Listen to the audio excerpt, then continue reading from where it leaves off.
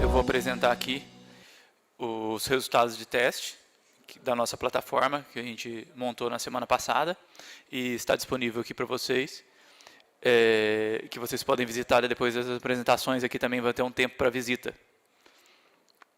Então, inicialmente, qual foi o objetivo dessa apresentação? A gente vai mostrar e discutir as questões relacionadas à sincronização e também os ensaios individuais e da cadeia já com a interoperabilidade. Então, inicialmente foi feito só num fabricante, depois no outro fabricante, e depois a gente colocou os equipamentos para interoperar e verificando os resultados. Então, nós vamos verificar aqui os resultados de teste. Em termos de motivações, quais seriam as motivações aí, que levam a gente escolher a 1850?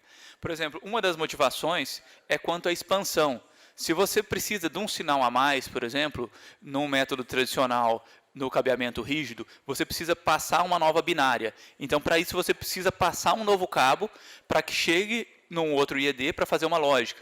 No caso, trabalhando com 1850, com mensagens GUSE, basta você fazer uma configuração. Uma nova configuração, o cabo de rede já vai levar esse sinal GUSE que você não teria. Isso é uma das motivações para utilizar 1850. Outras motivações vêm da simplicidade do cabeamento. Nós temos um cabeamento de rede, que vai levar múltiplos sinais. No caso do barramento de processo, um cabo vai poder levar ali, por exemplo, que vem de uma merge unit, vai levar 3 correntes de fase mais a corrente de neutro, 3 tensões de fase mais a tensão de neutro, e nós vamos substituir muitos cabos por isso. E essa condição de substituição de cabo de cobre por fibra ótica, também vai nos levar à condição de uma economia.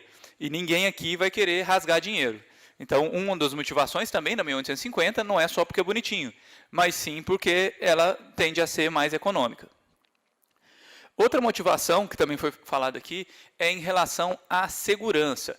Uma vez em relação aos testes e também em relação aos transformadores de corrente. Em relação aos testes, uma vez que você trabalha ali no ambiente da 1850, você não está lidando com energia, você não está lidando com um potencial de um dano físico, porque você está lidando apenas com informações.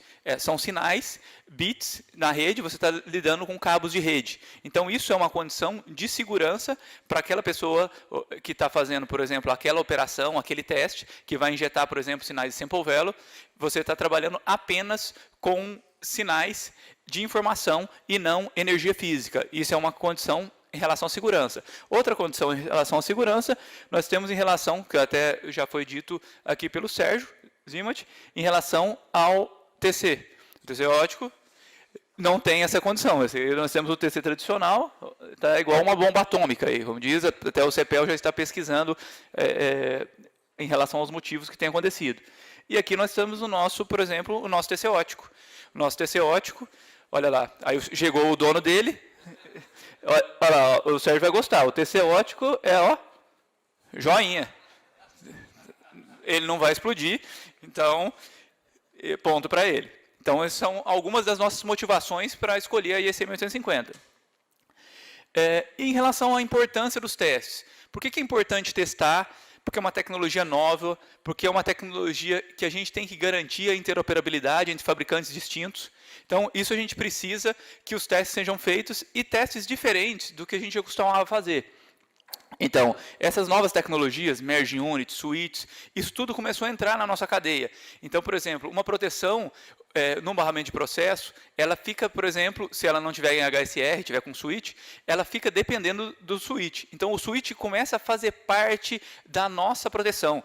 O switch e todo o cabeamento físico, no sentido das fibras óticas, dos cabos de rede, eles passam a fazer parte do nosso sistema, uma vez que as funções de proteção passam a ser até distribuídas. Ele pode ser processado um pedaço num lugar, mandar um GUSE para outro, para tomar decisão, e etc. Então, é muito importante que os novos testes sejam feitos dessa maneira, levando em conta switch, sincronização e tudo mais. Então, com esses novos desafios, surgem o quê? Novos métodos e novas ferramentas para teste. Então, a gente tem que se adaptar a essa nova realidade. Então, como a gente já falou aqui também, em relação ao trabalho do Working Group B553, que eu fiz parte como membro brasileiro, o que a gente teve ali de alguns aspectos que são interessantes? A questão de teste de formato de frame e a questão de teste de erro de digitalização. São interessantes. E o que a gente levou aqui, por exemplo, para a realização desse teste? Então, a gente fez um teste aqui inicialmente, injetando as condições analógicas e medindo aqui na Merge Unit. Então, foi injetado aqui usando o software manual, o software da caixa de teste da Comprove.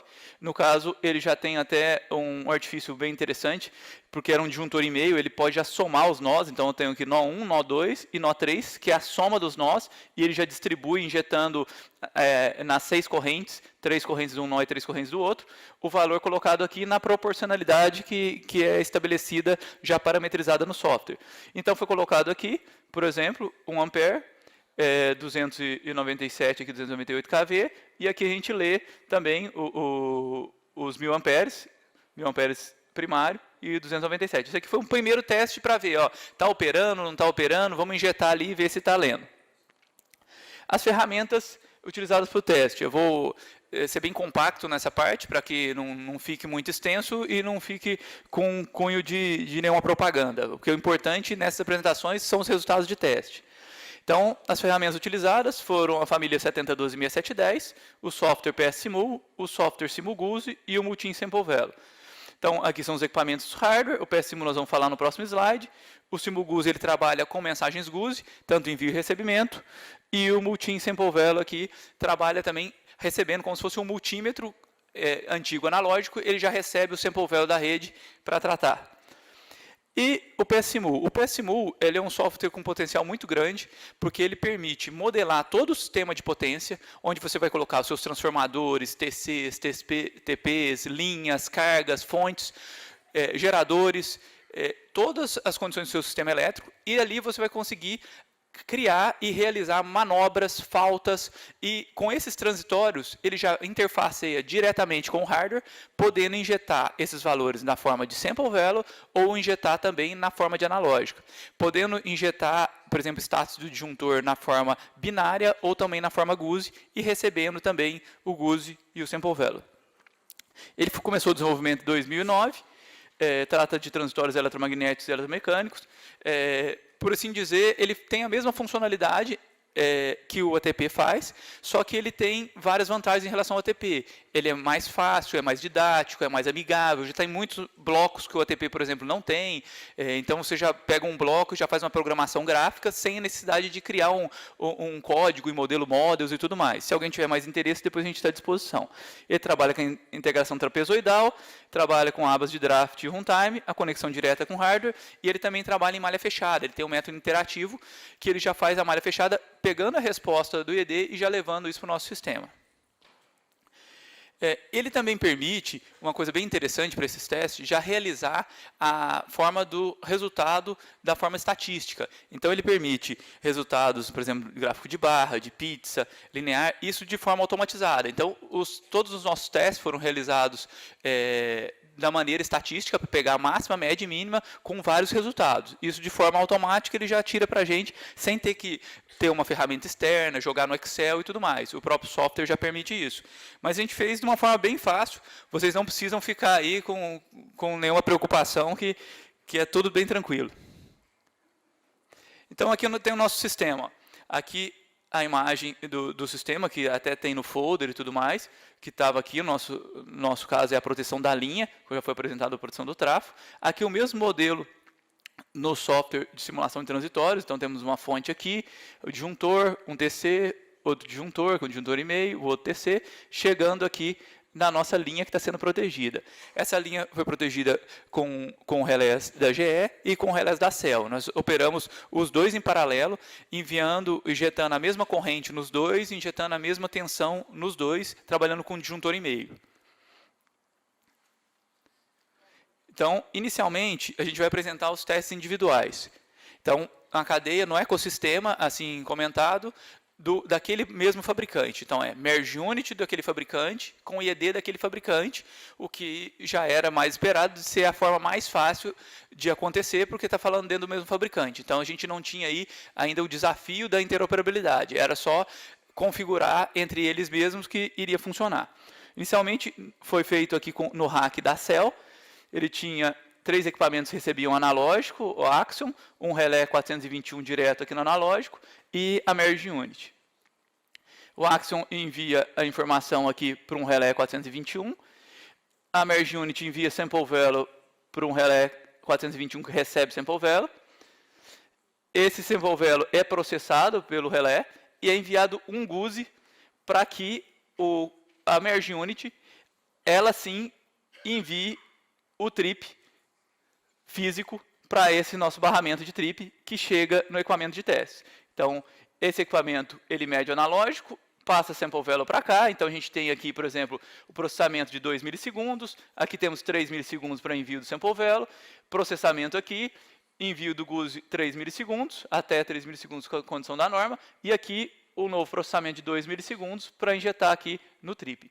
Então, fizemos vários testes, todos estatísticos, levando essas considerações e podemos comparar aqui esses sinais aqui com foco para responder o quê? O que o pessoal vai ali e nos pergunta, o que o pessoal nos procura no Coffee Break perguntar. E aí, deu certo, funcionou, está confiável? É isso que a gente quer passar aqui, a impressão que a gente teve para vocês.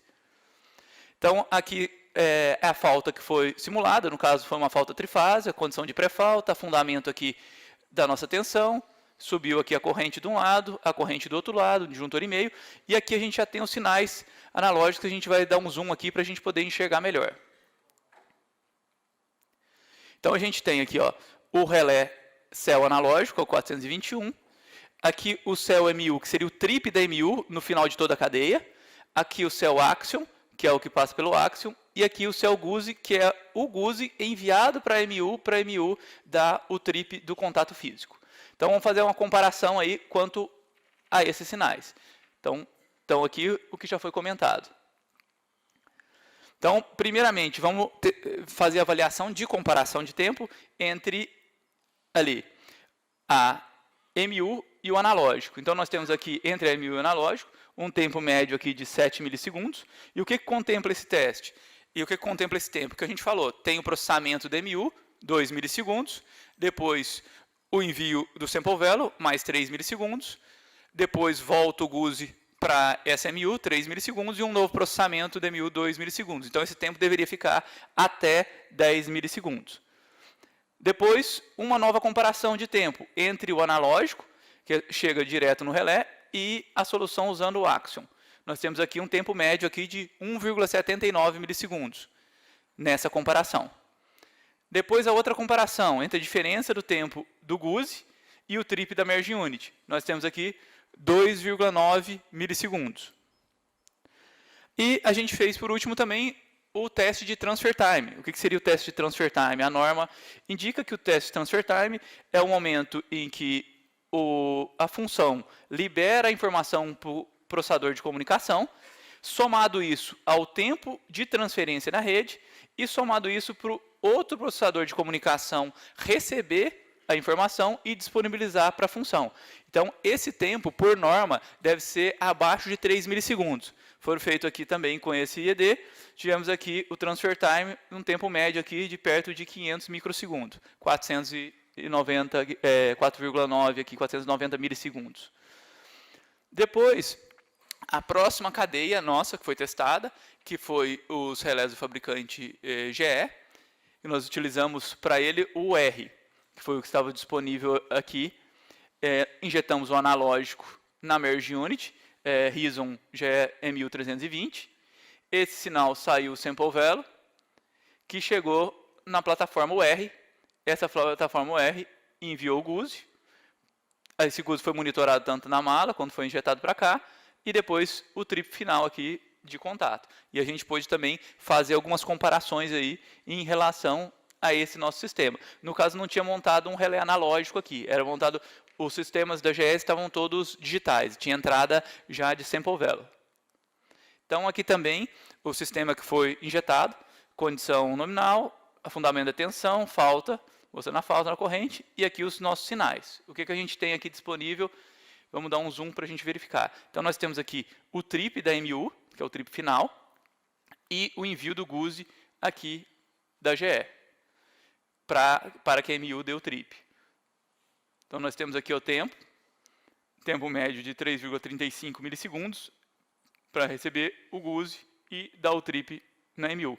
E aqui também o transfer time, que a gente já explicou, que é o tempo de transferência da rede, mais o processamento na comunicação do IED e mais o processamento da comunicação do outro IED. Tivemos aqui, em média, aqui 0,92 milissegundos. Agora passamos o quê? Para a interoperabilidade, que é o quê? Misturar os fabricantes. Nós fizemos um lado que seria a interoperabilidade direta, que a gente chamou. Então, analógico injetado na MU da GE. A MU da GE envia o sample value para o IED da CEL. Esse IED da CEL retorna o GUSE, que está sendo monitorado pelo equipamento de teste também, e dali dá o trip. Então, nesse caso, a gente já está fazendo o quê? Fabricantes distintos conversando entre si. Então, esse cara tem que ler GUSE, tem que ler o arquivo SL ser configurado, esse cara tem que ler sample value. Então, nós temos em dois caminhos, tanto a ida quanto a volta, essa condição de interoperabilidade colocada aqui. E agora nós vamos ver a prova, como é que foram os resultados. Então, nós tínhamos aqui o GUSE do RelayCell, que é esse GUSE que está sendo enviado, em relação ao trip aqui da Merge Unit da GE.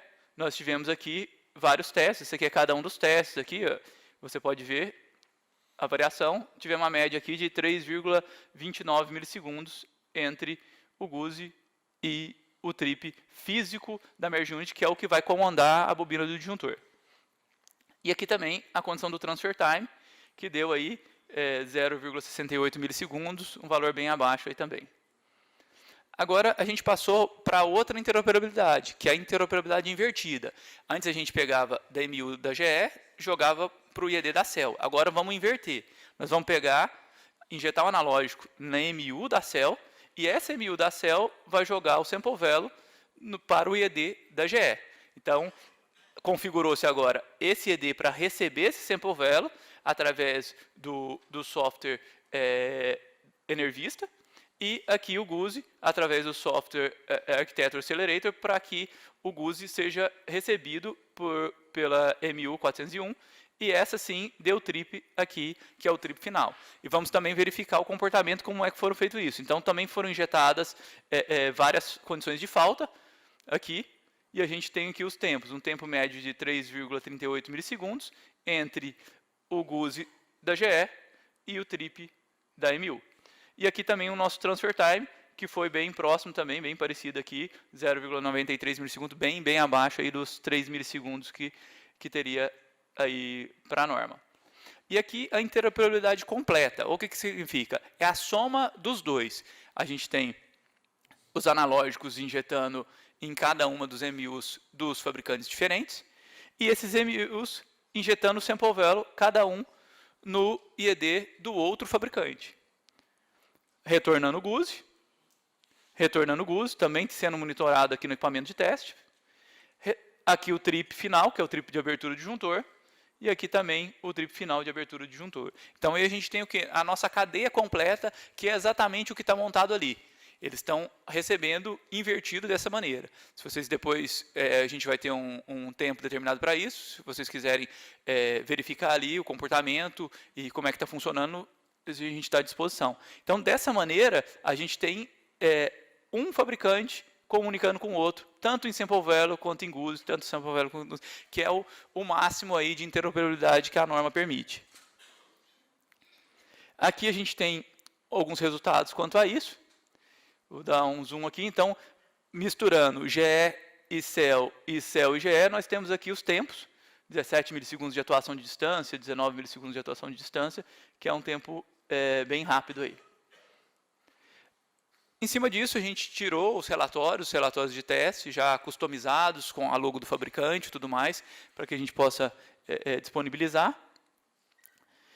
E agora falar um pouco para vocês do modo teste simulação, que também a gente realizou, no caso, no Simulation Beat, que o equipamento já permite?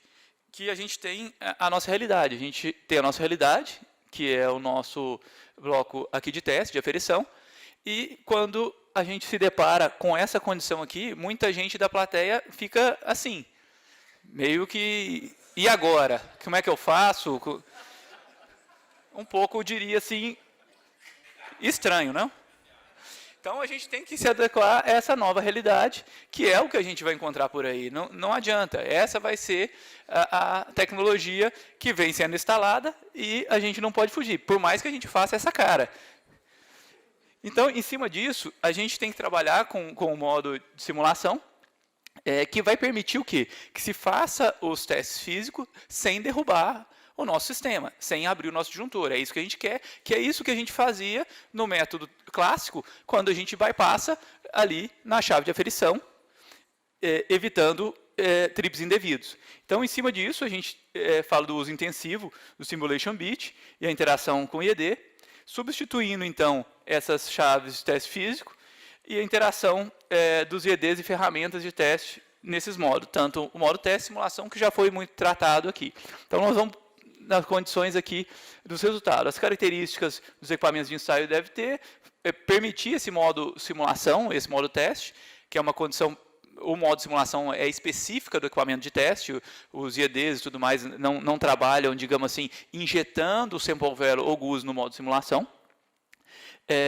Permitir o envio de sample value sem necessidade de analógicos envolvidos também, a possibilidade de publicar e subscrever GUS e sample value, e o intercâmbio dos arquivos SCL. Pessoal, o intercâmbio dos arquivos SCL é fundamental, porque é neles que vão estar as configurações que a gente vai levar de um fabricante para o outro. Como é que configurou lá o GE da CEL para ele receber? Pegou o seu arquivo SCL da CEL, colocou, importou no software da GE para ser configurado.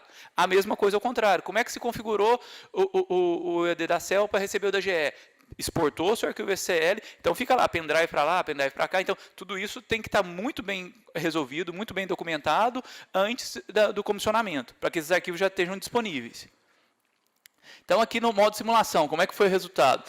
A gente tinha aqui a merge unit da GE, o relé da CEL, recebendo aqui esse sample value, e foi injetado aqui, junto com isso, o sample value simulado. Então, esse ED, ele recebia dois sample value. Esse aqui, que seria o normal, o tradicional, e esse aqui, que ele leva um bit a mais, só para falar assim, ó, esse bit é simulado, 1. E o relé foi colocado em modo simulação. Uma vez colocado esse modo simulação, ele vai desconsiderar esse sample value, ele vai deixar de ouvir isso e vai começar a ouvir o quê? Só o simulado. Então, está aqui o Simulated Mode On, e aqui, esse aqui é a interface de configuração do envio aqui de sample value do equipamento de teste, que ele também permite aqui trabalhar aqui com Simulation Bit marcado. Uma vez marcado, ele vai enviar as mensagens dessa maneira. Ele pode ser colocado por stream ou uma configuração geral. Outro teste que foi feito, e os resultados foram todos ok.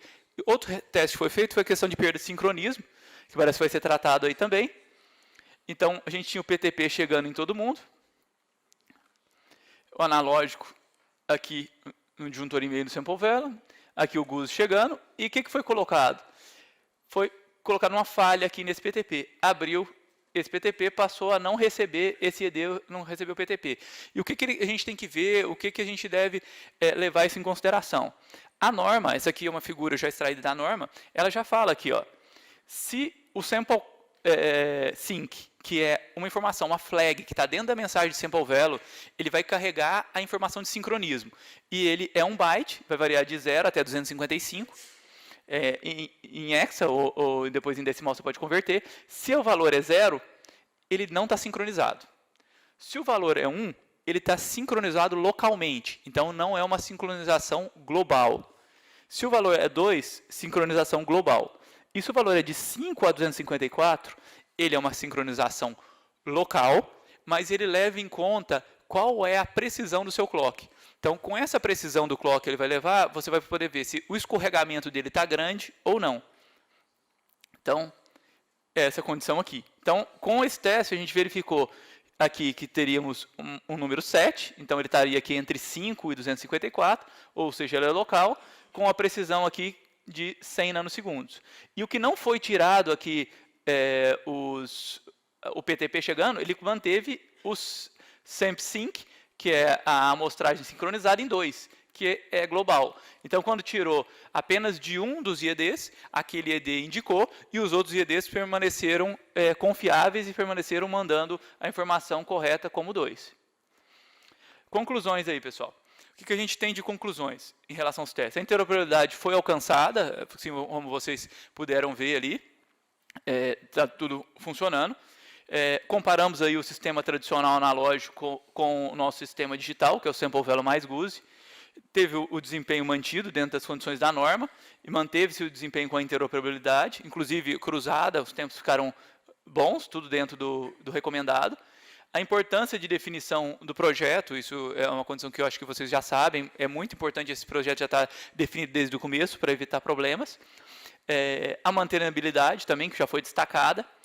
A necessidade de capacitação e treinamento contínuo, porque é uma nova tecnologia, a gente precisa ter esse conhecimento para quê? Para ajudar os desenvolvedores, questionar, inclusive requisitar, porque senão a gente passa a requisitar condições que a gente não sabe avaliar, que a gente não sabe como realmente funciona, e uma vez comissionada a subestação, depois aquelas pessoas vão ficar com aquele problema ali, porque não sabem mexer numa eventual alteração, manutenção e tudo mais. Então, o treinamento é de suma importância.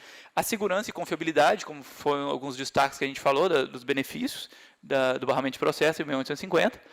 Eu gostaria de agradecer o CEPEL pelo evento, a ONS também, que organizaram o evento, ao SIGRE, é claro, e a todos os participantes aí, envolvidos aí nos testes, que foi uma semana bem produtiva, a gente pôde trocar bastante ideia, informação aí, eu acho que foi bom para todo mundo. E, no mais, é isso. Agradecer a todos vocês aí, pessoal. Obrigado.